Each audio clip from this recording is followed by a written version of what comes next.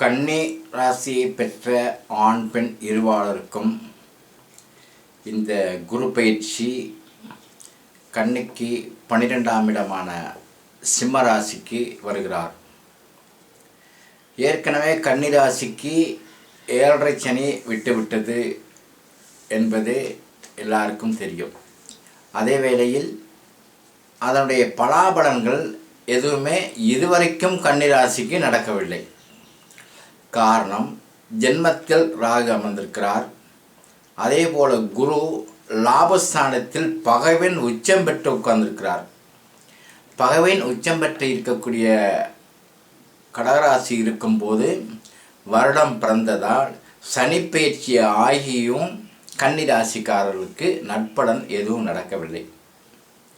அடுத்தபடியாக கன்னி ராசிக்கு 12ஆம் வீடான சிம்மத்துக்கு குரு வரும்போது கெட்டவன் கெட்டிடில் கிட்டிடும் ராஜயோகம் என்பது போல கன்னி ராசிக்கு குரு பயிற்சிக்கு பிறகுதான் நன்மையான பலனை நடக்க ஆரம்பிக்கும்.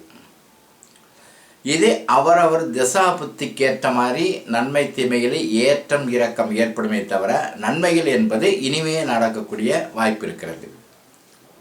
அதே வேளையில் ஜென்ம ராகுவாக இருக்கிற ராகு பகவான் கன்னி ராசியை விட்டு 2015 டிசம்பர் மாதத்தில் சிம்மத்தில் இருக்கக்கூடிய குருவுடன் போய் சேருவார். ஆக ஜென்ம ராகு விடுபட்டு விடுகிறார்.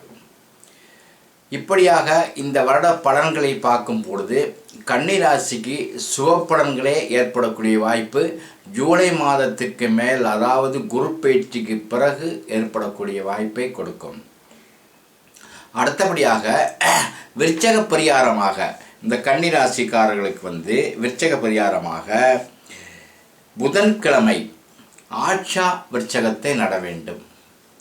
முந்தின நாள் இரவு பயத்தம் பருப்பை நீரில் ஊறவிட்டு அந்த தண்ணீரை ஆட்சா விருச்சகத்துக்கு ஊற்றிவிட்டு பயிரை பசுமாட்டுக்கு தானமாக கொடுக்க வேண்டும். இதனால் இந்த கன்னி ராசிக்கு ஏற்படக்கூடிய கெடுபலன்கள் குறைந்து நட்பலன்கள் அதிகமாக அமையக்கூடிய வாய்ப்பு இருக்கிறது.